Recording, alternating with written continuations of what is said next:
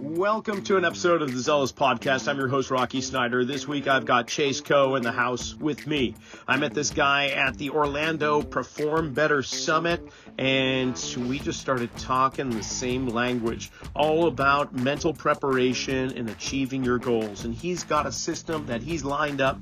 Now, he's going to explain a little bit of this step-by-step process of what he does with his Olympic athletes and everyone else that works with him. But before we get underway, don't forget, we've got continuing education online on my website, rockysnyder.com, as well as in-person events coming up. For instance, November 3rd in Capitola, California, I'll be leading a course or a workshop in posture-based soft tissue mobilization. So how to bring the body back into a more balanced state, one, by understanding where they are, where the structure is, or where their foot pressure is, and to better target foam rolling areas. And before we get underway, also, we've got Setanta College to talk about. This is a place you can go for your master's degree, a master's of science in applied sports biomechanics and movement science. They've got a track for applied sport and exercise psychology, as well as sports injuries and return to performance and performance coaching. Just go to setantacollege.com, enter the code RS10 for 10% off your tuition today. Follow us on Instagram at Rocky_Snyder. Click the subscribe button, and here we go. Chase, welcome to Zealous Podcast, first of all. Thank you for having me. It's my pleasure.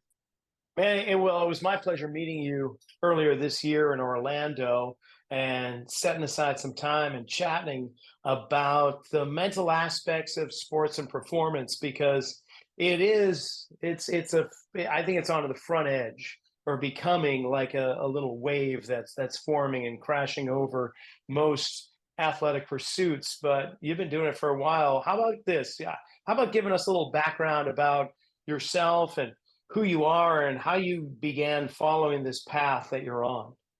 Okay, yeah, great. Well, for me, it began really my senior year in college. I was getting my degree in kinesiology, and I knew I wanted to work with athletes. I was, going there for obviously those reasons specifically. One evening when I was at school, I saw a speaker come on TV, and they mentioned writing down everything that you want to be when you, so to speak, grow up, or just in your lifetime, really, not necessarily grow up, but in your lifetime. And that resonated with me. So I wrote down that night 42 things that I wanted to be in my life, and 42 doesn't mean anything. That just happened to be what it was. And I wrote down big things. I wrote down that I wanted to work with Olympic sprinters. I wrote down that I want to be, um, good at what I do in the industry for strength and conditioning. I wrote down, things like I wanted to get married one day. I wrote down that I wanted to own my own facility one day. Things like that, right? Big item things. And I wrote them all down, and then I forgot about it, right? And then a few months later, I was required to do an internship, like a lot of degrees back then required, 480 hours.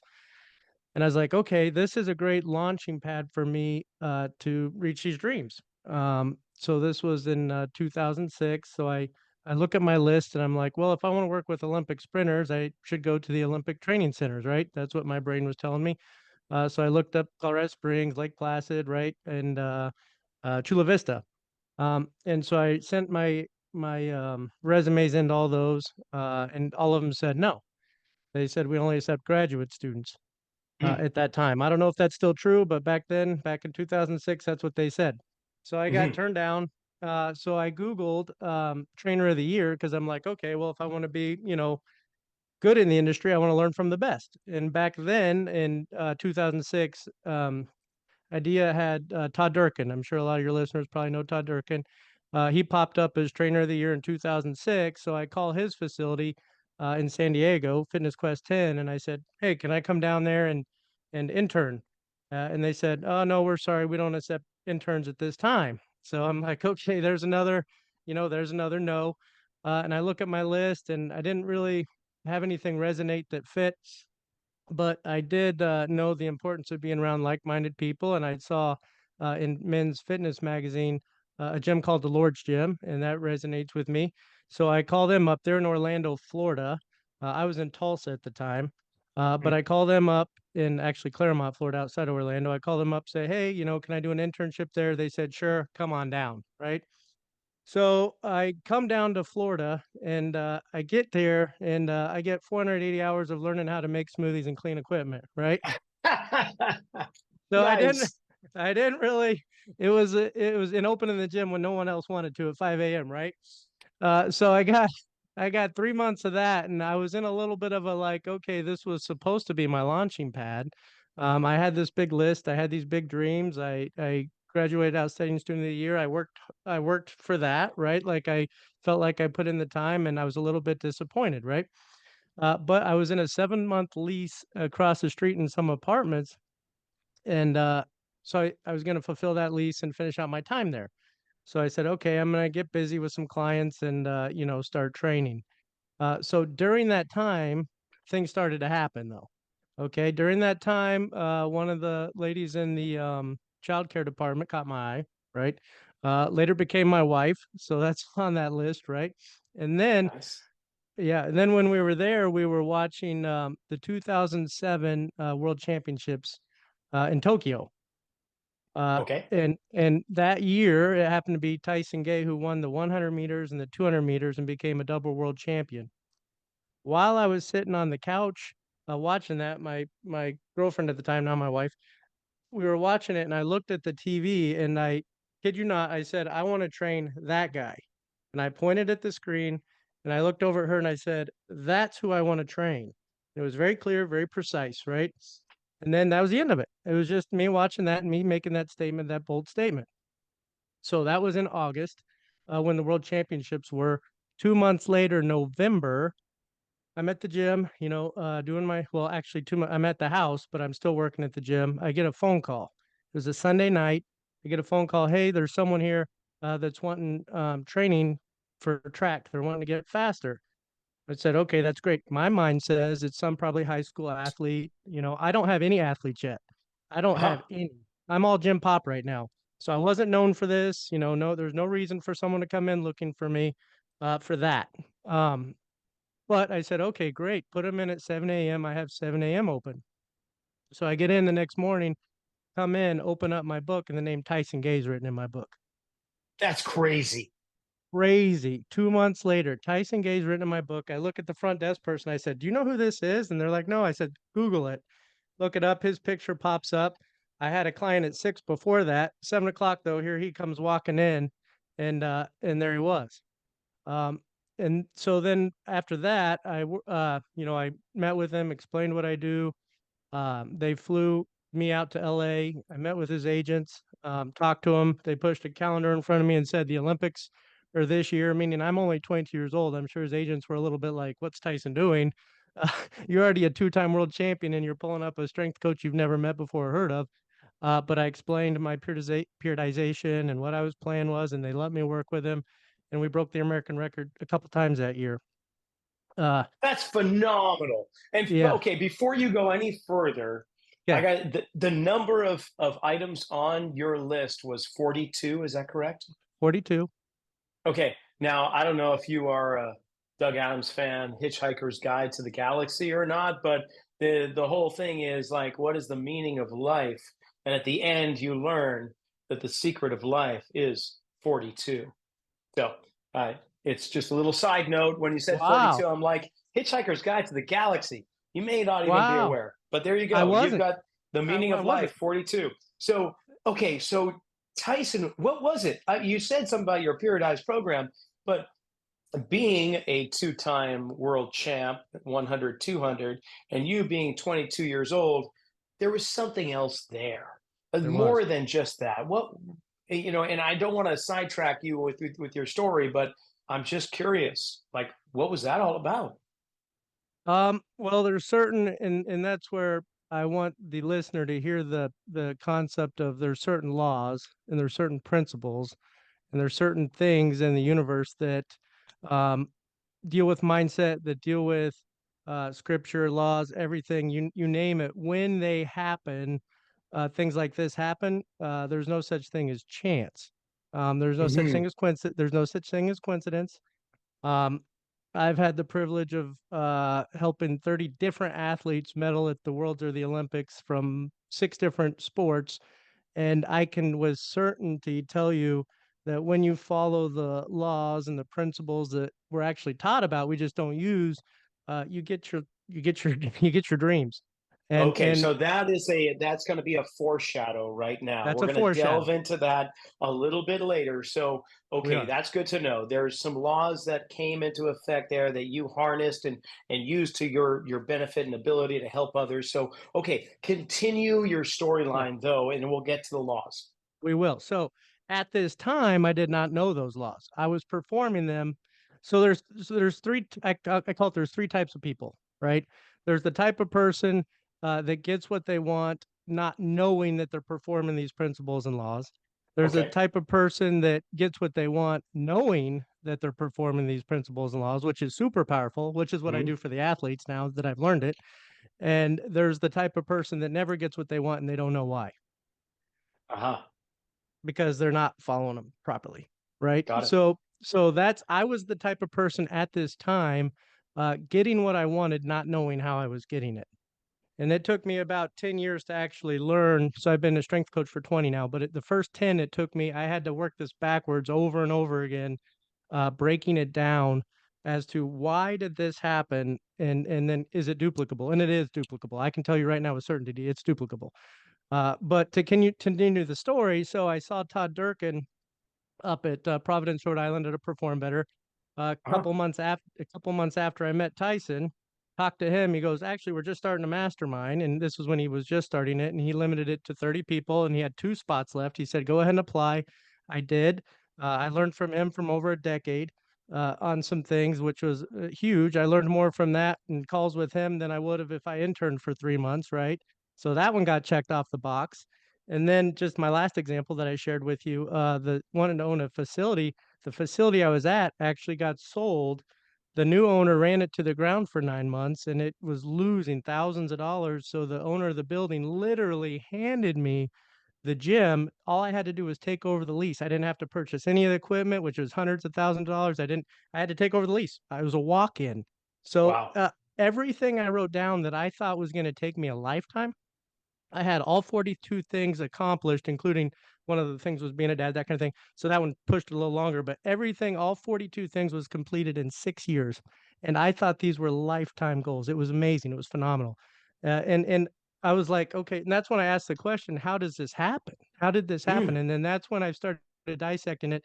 And I honestly believe we have it figured out now. And it's amazing. Well, I Yeah. think I'm in the first category where things are coming, but I don't understand. Yeah. So, Yes. so help me understand. Okay. So well, I call it the goat mind, meaning the greatest of all time mind. And what it is with the athletes, I broke it into 7 pillars for them, but it's 33 lessons. And each lesson builds upon the previous lesson. Uh, but to give you a few of them today, just a synopsis so you can get the idea of how this goes. Well, the first lesson was that I just shared with you is the power of writing. Okay. So that remember, I listed 42 things. That's one of the lessons. You have well, number one, you need to know what you want. A lot of people don't even know that. Okay. So you need to know what you want. A lot of people are just drifting through, not taking the time to figure out what they want. But step one, figure out what you want. And we have 3 ways of doing that. Because there's 3 different levels. But figure out what you want and then you write it down. And we know from meta-analysis that 2% of the US population, 2% write it down. 80%, it's crazy, get what they want when they write it down. So of those 2%, 80% get it. So of the 33 rules and principles and laws that I've come to find out, you knocked out 80% of it just by doing that. So then Wow. the other 32 give you the other 20%. So we're sure that we get what we want, right? but but that's the first step. A lot of people don't write it down. 2%.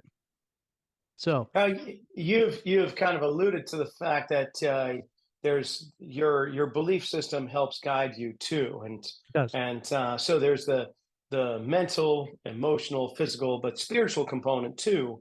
How does that come into play? If you don't mind me prying. Sure, sure. Well, it's all so every lesson is backed by 3 things. It's backed by scripture because I believe we're told about these laws through scripture, very clearly. Number two, they show how the laws of the universe, basically law of vibration, attraction, correspondence, right, polarity, how those actually work. So we're told about it with the scripture. The laws make it work, and then I have science with each of those that prove that it works. So all three things, whether you believe one or the other or not the other, it doesn't really matter. They all say the same thing, but one tells us, one does it, one proves it. But they all say the same thing. So it's quite phenomenal. Yeah. Very cool. Okay. The question in my mind right now, you checked off 42 in 6 years. What's the next 42? Have you created another list? And Oh yeah. what are some of the things on your list? Well, my big one, to be honest, is getting this out to people now. I've used it for 20 years with kind of my own little circle. One of my big listers now is being on here with you, to be honest. I want more people to understand this now and benefit from it. That's a big one. That's a real big one. So anecdotally, can you give us some background, some stories, not necessarily naming names or anything, but some of the athletes that you've worked with, the successes that you've had, and as also the obstacles that you come across when doing this work? Um, I'll go into another lesson to answer that a little bit. One of the first things we deal with athletes as far as an obstacle is perception. Um, I have a one of the lessons is titled "Everything Just Is," and before we get into all the laws and how everything works, a person needs to understand that everything just is. Your perception is meta-analysis tells us your perception is wrong 50% of the time. So 50% of the time of what you believe is true is wrong. So um, step one, it's not actually step one. This is in pillar one, but it's not step one. It's step three or four. But one of the important things to learn is that your perception is probably wrong.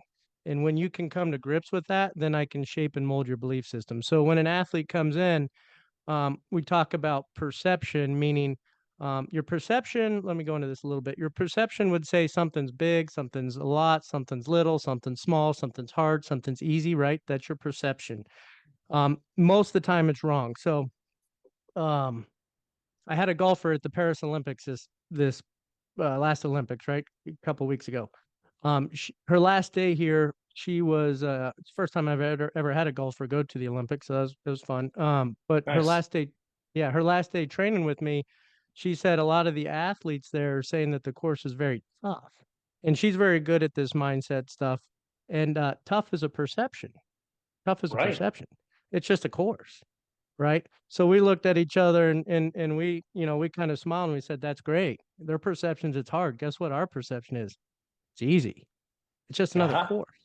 Your perception's wrong 50% of the time, so shape it the way you want it to be. If you're going to be wrong, make it easy. Don't make it tough. So we don't allow perception to affect our lives. So another example would be if say some of the track, I have a lot of track, 100, 200, 400-meter track runners. Let's say that someone would say, "Oh, today was a hard training session." No, it was a training session. Okay. Do you want it to be hard? Do you want your mind to believe it's hard? Do you want your body to believe it's hard?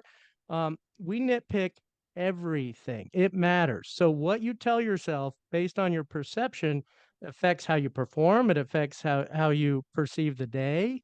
All that. So one of the first things we deal with is perception. And that can be difficult for some people. They're so used to saying, well, getting up at 5 a.m. is early. Is it early? Who says it's early? There's people that get up at 3 a.m. Is 5 a.m. early or is 3 a.m. early? That's perception.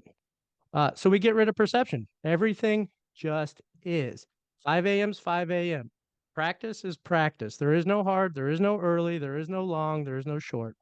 Yeah, that's really challenging, Chase, for a lot of people because we are so almost conditioned to think that there's a reason for things happening when there's probably millions, if not infinite, reasons that you could label for something to occur, but ultimately it just is. It's how you hold it, right? And then we're talking perception. So breaking away the perception and not putting labels of whether it's positive or negative or anything else, just going, hey, I'm just walking through it.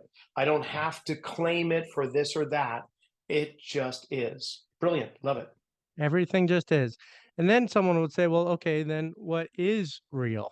And that's when we get into the um, really there's two reals and there's a few others in between, but for the most part we can say what's real.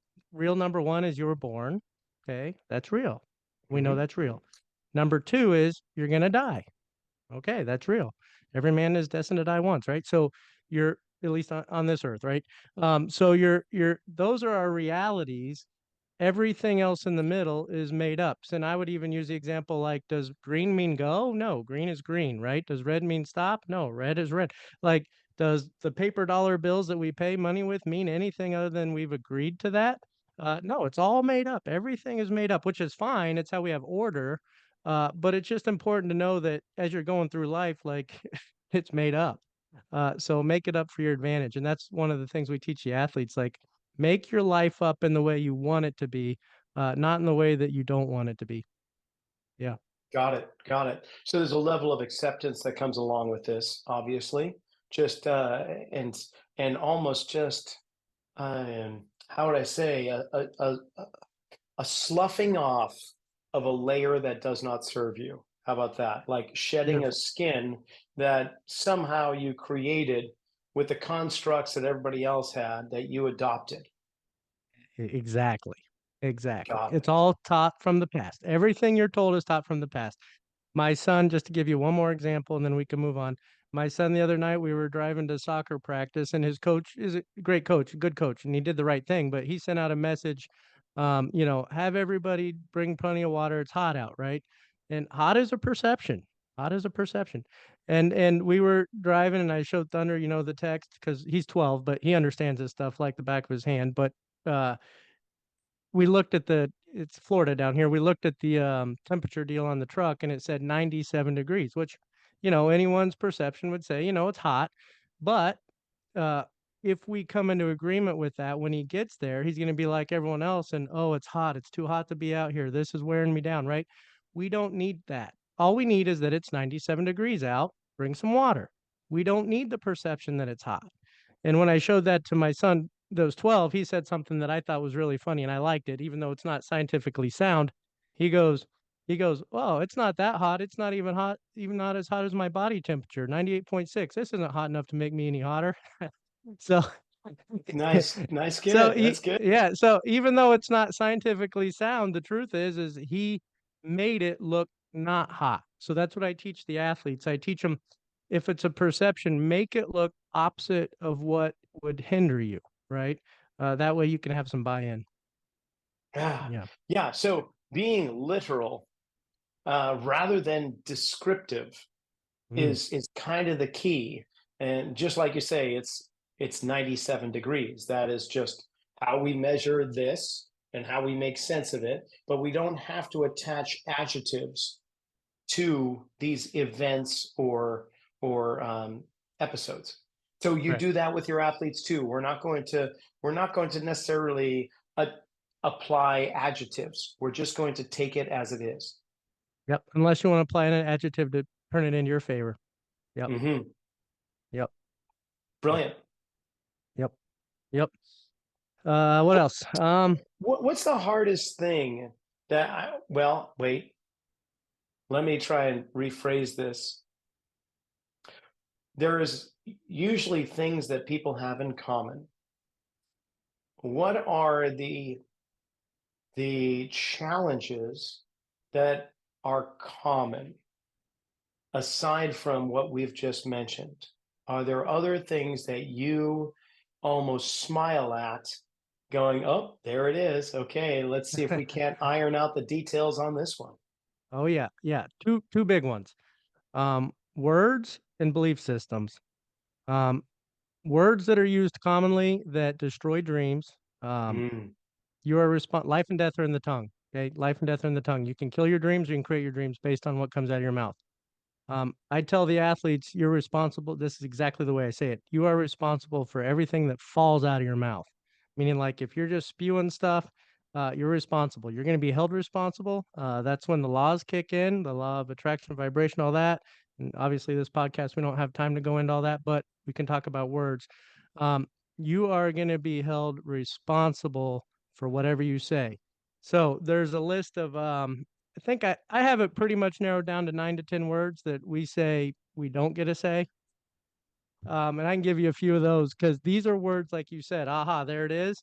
Um, it is so common for people to say these words without realizing they're actually really hurting themselves, like really hurting themselves. Um, Obviously, everyone knows the word can't. We don't need to go into that, right? You can't, you won't. Mhm. I mean, everybody knows that. I don't even count that as one of our words because it's not really hidden. But a hidden word that we would use would be the word try. We know, again, based on analysis and meta-analysis, all the studies and what they've done with psychology, that 95% of the time you use the word try, 95% of the time you use the word try, you won't accomplish what you want to accomplish. So there's that 5% that get away with it, but 95% of the time you've set yourself up not to succeed. And I believe there's two reasons why people use the word try when it comes to athletics, working with athletes, that kind of thing. Number one, they don't want to do what's being asked of them, right? Mhm. Go do this. Okay, I'll try. They don't have that, right? They don't have that fire behind them, which isn't good. Or number two, they don't believe they can. If I say, go hit that lift, okay, I'll try. There's disbelief there, which is equally as bad. So when you use the word try, whether it's because you don't want to, which is a bad thing, or not a good thing, or you uh, don't think you can, then your belief system's not where it should be. So the word try definitely is a poisonous word. So if I were to ask you, oh, go ahead. Well, no, you go ahead, and then I'll ask a Okay. question.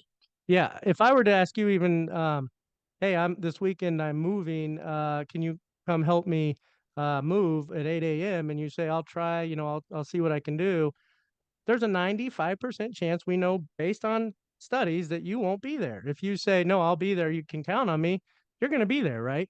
It's the same thing with athletics. If an athlete or any person ever uses the word try, chances are that they're not going to come through. Yeah. Yeah. I was just going to try and see if I could guess another one of the words that are 9 or 10, and that would be should. Should. Yep. That's one of them. All right. Yep. There you go. Yeah. Because So, that yep. is, it's along the same lines as try. It's just, I should do this. It's just something that it's in your mind, but you're not really committed to it, or else you would use the word must. It's a Um, completely different change. it Or I is. will. Yeah. Well, that's the big one. That's going the opposite way. Correct. Should and must, believe it or not, are very similar. Um, How so? What do you yeah, mean? yeah, I'll tell you. I'll tell you. So when you say I should do something, what you did was you gave your power away. Okay. When I Hmm. say when I say, or must even, when I say I should go to the gym at 3 o'clock, who's in control now? The gym. You gave your Aha. power. You gave your power away. You said, now the gym is controlling me. The gym is forcing me to go at 3 o'clock to it. Hmm. I should get up at 5 a.m. Well, now you gave your power away. You're saying it has control over me. I don't have control. It makes me feel like I should. Does that make sense? Yes, Um, it does. and so does could. Okay, should and could. Uh, uh, you know, anything like that. So you're just saying basically. I don't want to ramble too much. I just want to make sure I'm clear. You're just saying, like even if I get off work, well, I should go mow the lawn. Well, now the lawn's in control. I'm no longer in control. It's in control of me, right? Hmm. And that's where must would be the same way. Yeah. So when you give away your power, you're letting something else be above you, telling you what to do, which we don't live life. We don't want to live life like that. We want to do it. So you've got kind of life sucking words, kind of things that drain your power, that pull it off of you. But then Mm. inversely, you have powerful words, things that Mhm. empower, that get you closer where you want to go. I'm Oh yeah. imagining, is that correct? Oh yeah. Oh yeah. Yeah. Yeah. Power words, big time. You take your power back. And that's when instead of saying I should, like you already nailed it. You would say I will. There's actually four different levels of these words, of power words, and they get stronger as you move up in them, and how they pull things into you and how they give you your power back. Um, Definitely, I will is strong. I want is strong. Remember how I pointed at the TV and said I want to train that guy? Wanting is powerful because it points you in the direction that you want to go. So if instead of saying I should go to the gym at 3 o'clock and say I want to go to the gym at 3 o'clock, you can hear that difference, right? Yeah, Mm-hmm. yeah, definitely. Yep. Okay, so do you make a do you make a contract? Do you make a some type of like promise keeper with your athletes and clients that and not to be sarcastic in any way, because I respect your beliefs and anything, but kind of a thou shalt not use these words, or how do you encourage them to avoid using the words that sabotage their goals in their life? Yeah.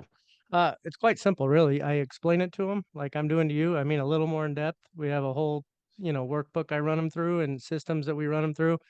Um, and then, to be honest, by the end of it, they understand it so clearly on why. I teach the um, why we do what we do. And then we train the subconscious mind to start catching themselves saying it. Every time the word try, for example, initially when that comes up, we'll just say little verbal, like outwardly, like whoa. Like whenever that word pops up, whenever you say the word try, I want you to say the word whoa, just out loud. Because then every time it does that, the subconscious mind is going to be listening for it. And Hmm. then you said, I'm going to try to go, whoa.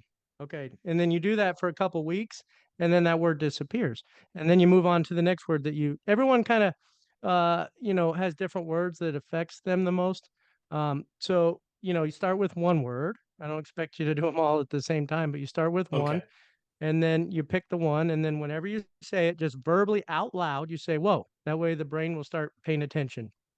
And then after a couple weeks, normally that word's gone, and then we move on to the next word. But to answer your question, by the time they go through the system, like they're so bought in, because they understand it. It's not me just making "thou shalt not." It's me explaining why it works and what's going on when you do this, how the laws work, how does this work.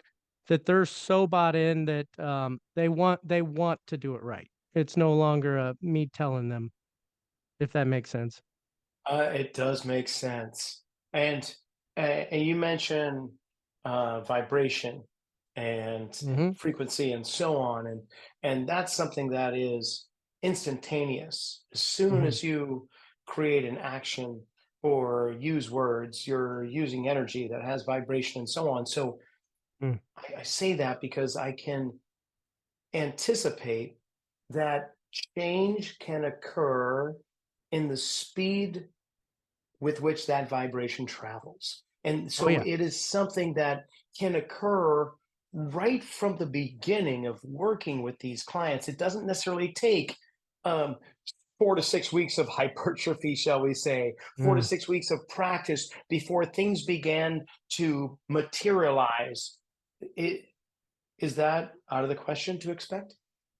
No, most of the time we get through the whole system in about 7 weeks, and by the end of that 7 weeks, I don't want to use the word brainwash, but by the end of the system, you know that you can accomplish whatever it is that you want to accomplish. Like, there's an understanding, there's such a deep understanding. And so you're correct. It doesn't take months and months and months. We've had athletes come from other camps that are good camps, like really good, meaning track and field camps, right? They'll come to our camp and that kind of thing. We had one athlete come that wasn't performing. He had a 3-year contract with a big, shoe company. He'd had it cut in half already. He was about to lose it if he didn't perform. He Uh-huh. was with us 6 months. Okay, 6 months. Not, I mean, long enough to make some changes, but more mental than physical, right? Yeah. In that 6 months, he broke his national record. He ran in the world championships and got a medal in the 400. I won't give up too much. In the 400 meters, in 6 months, he did all that from almost losing a contract to breaking his national record. 6 months. And Wow. and this other camp is a good camp. I'm not putting that other camp down. I mean, do I believe our systems are better? Of course, I'm going to be biased. But what does it come down to? The mind. What's possible? What do you believe? How do we reshape your mindset? That other camp wasn't a good mental fit for him. When we can reshape your belief system and what's possible for you, everything changes. Everything. Okay, so I'm curious with belief systems. We have many different belief systems out there, from Hmm. monotheistic to multi-theistic to atheistic, I guess. There's so many individuals that have so many, I would come to again use the word construct in how they perceive the world around them based Hmm. on past teachings of those that influence their growth and their development. Hmm. So do you maintain exclusivity within, say, the Christian kingdom, or can you work with people Oh of yeah. varying belief systems? And how Oh does yeah. that Yeah. look? Oh yeah. No, it's a blend. I don't push my beliefs on anybody. It's how I learned it, so that's how I share it. But Mhm. does gravity work on everybody? Yes. Yeah. Do the laws and what the scripture says work for everybody? Yes. It's no respecter of persons. I don't care how much money you have. I don't care what color of skin you are. I don't care if you're male or you're female. I don't care. I just don't. It doesn't matter to me. So in gravity doesn't care either, right? And that's the exact same way with these laws and these principles. Um, whether or not you believe how they are working or not really doesn't matter. It just if you apply them, they're going to work every time. So to answer your question, your belief system doesn't affect how it works. Not every athlete of the 30 that I've had medal believe the exact same way I do, but it doesn't matter. If they apply the principles and the laws, they're going to get the same results that everybody else gets. So it just happens to be the way that I learned them and how I believe they all blend together. And me being authentic, I think it's important for me to share how I learned them and how I see how that they work. But that's not a requirement to get the results. Absolutely not. No, they work for everybody all the time, everywhere. There's no respecter of persons in that. Yeah. And thank you. That's great to know. What about, is there a hierarchical kind of process? Like, I imagine you're starting with some basic fundamental aspects of of setting your mind right, Hmm. of goal setting and so on, and that there is a almost a pyramiding, a scaffolding, if you will, to get you to the next level and the one after that. uh it- how long does it take? I know it varies from person to person, I imagine, It but does. what's the average process, how the length of time that you get somebody work with till you get them to all through the work itself? It ranges. If they've got the time commitment of 2 hours a week to like sit down and do the work, we can generally knock it out in 7 weeks, 6 to 7 weeks. Now, some athletes will do an hour a week, so it'll take 14 to 15 weeks. But if we have 2 hour time blocks like once a week, meaning a total of 14 hours, we can knock it out. But that includes assignments and everything. I do have them do homework. It's like I said, the writing assignment. I kind of shared that. Um, there's of the 33 lessons, there's 20 assignments. And that means you take an action, right? It won't. It's just like training. If you don't strength training, if you don't perform it and to get stronger, you're not going to get stronger. That's the same with this. It's very, like you said, it's very specific. I tell the athletes it's the same periodization cycle as strength training. You have these phases, and if you skip strength phase, your power phase isn't going to be very good, right? And that's the same with this. If you skip a phase, you'll still get results, but they're not going to be, gold medal results probably. So you're And is right. it There's every day a week, every day of the week, or do you have a rest day just like other periodized programs? for the mental aspect. Yes. Okay, no, it would be we'd only meet once a week, yeah, and then they would do the assignment the following that whole week. I give them a week to do the assignment because we don't rush. So generally speaking, we can knock out 4 to 5 lessons in a 2 hour window. So Oh, we'll knock out 4 or 5 lessons. We'll go through it, answer any questions. They have a whole week to do whatever assignments were in those 4 or 5 lessons, and then we go again the next week. Yeah, so it's only 1 day a week. Yeah, about 2 hours, and then they have a whole week to do the assignments, because the assignments are ultimately what gets the results. It's the training, right, in the weight room that gets the results. You can't just learn about the cycles and not do it. So that's the key. Yeah. Yeah, fascinating. And Hmm. how many athletes do you work with on average? Are you working with teams, individuals? I know track and field's a big part of your client load, but Yep. how does it work? It depends. Like, so I have a lot of LPGA girls, and wakeboarders, water skiers was a big thing that I dealt with more in the past, but a lot of track. Um, it's really 50-50. I have one-on-ones, the people that want that, and then some of my track groups, some of them are up and comers, meaning they don't have contracts yet. So it's easier for them to, do a semi-private, more, 5 to 6 at a time. Normally my mornings are one-on-ones, and then my afternoons are small semi-private groups. Yeah, that's kind of how we break it up. And so for those that are interested in working with you, you do work virtually as well as in person? Yeah. So I do some virtual. If you're looking at, if you're talking mindset stuff, I actually have recordings of exactly how I stand in front of the athletes with the whiteboard, and I teach the exact process and program. That way we don't have to schedule meetings, and I actually have that as a program now, where people, if they really want it, they can go through the whole system. All I ask is that if you do, um, that you do every assignment, you print off the PDFs, you write down when it says to write down. I would prefer you not do it if you're not going to do everything, because it won't work if you don't do it. But if you're serious and you want the results of what you want, and you want to learn it as a coach or that kind of thing, I recommend doing it. I've had a lot of feedback that people love it and it works. I mean, it's laws. It's not my name on it. I didn't create it. I just figured out the system. That is fabulous, Chase. I love it. And so if people want more information, this would be a great time to just kind of give us a little bit of links and info on Yeah. how to tap into it.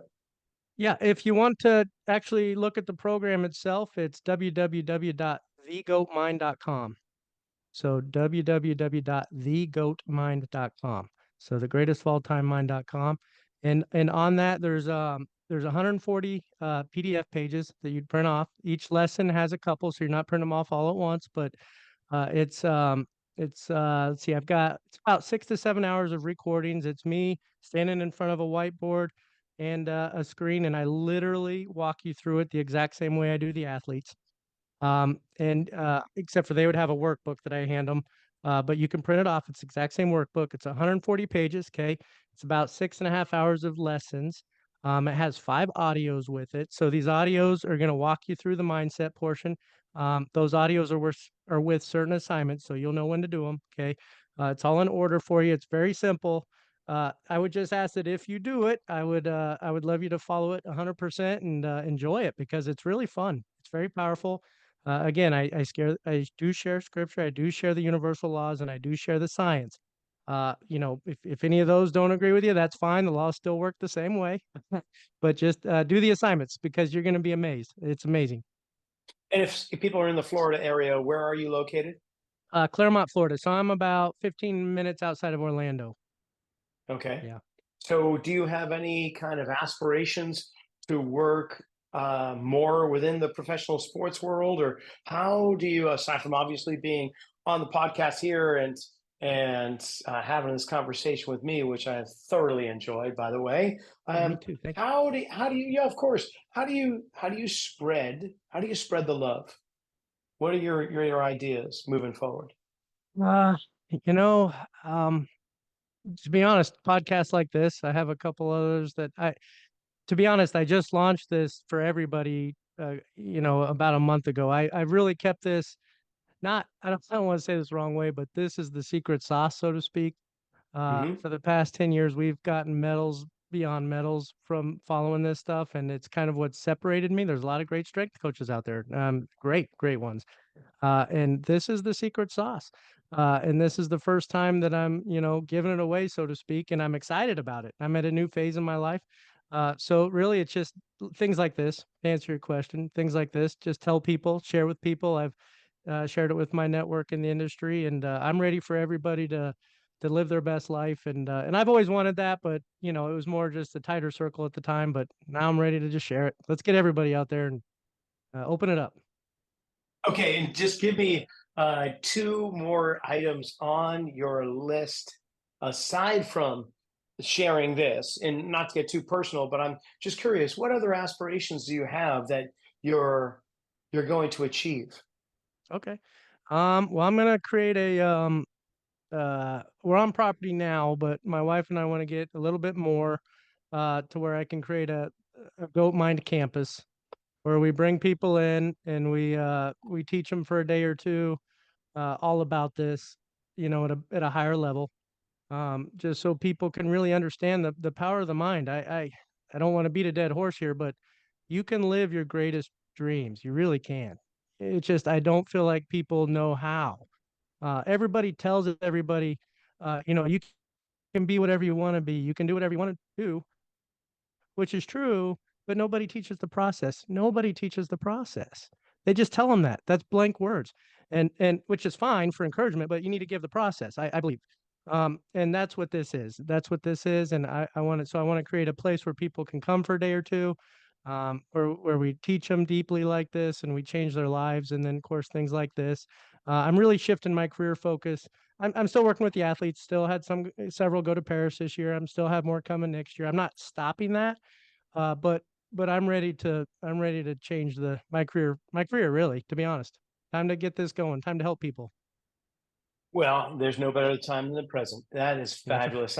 I'm so grateful that you you were in Orlando and stepped up and you reached out your hand and we got a moment to chat a little bit more in depth about this path that we're both very passionate about, Yes. and the way that you have formulated a plan, taken the truths, if you will, and placed them together to create a process. I mean, wow, my hat's off. I'm very appreciative and humbled by it. So thank you for Well, that.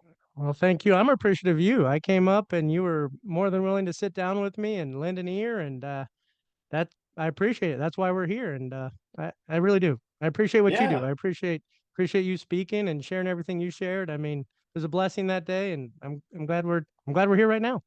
Well, we're talking on the same frequency, I think, because That's there's so exactly. many people, right, that have blocks, and just the whole eat right, exercise, and expect that to be the answer when there's the other things that we weren't taught that get in Mm. the way of making that a reality. So yeah, I love this topic. I could talk for hours and hours with you about this. In fact, let's do that. Let's in so many months down the road, let's revisit this and see how much closer the campus is coming. Oh Because yeah. I can imagine that there's property that's going to become in your awareness, Oh and yeah. opportunity knocks, and you have a way of opening that door. So, Chase, this has been great. I can't thank you enough for your time.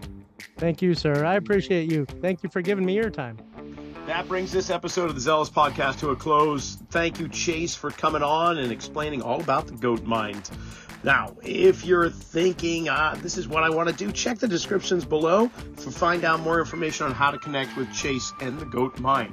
Also, while you're online, check out my website, rockysnyder.com, for continuing education, like the workshop coming up November 3rd, Posture-Based Soft Tissue Mobilization in Capitola, California.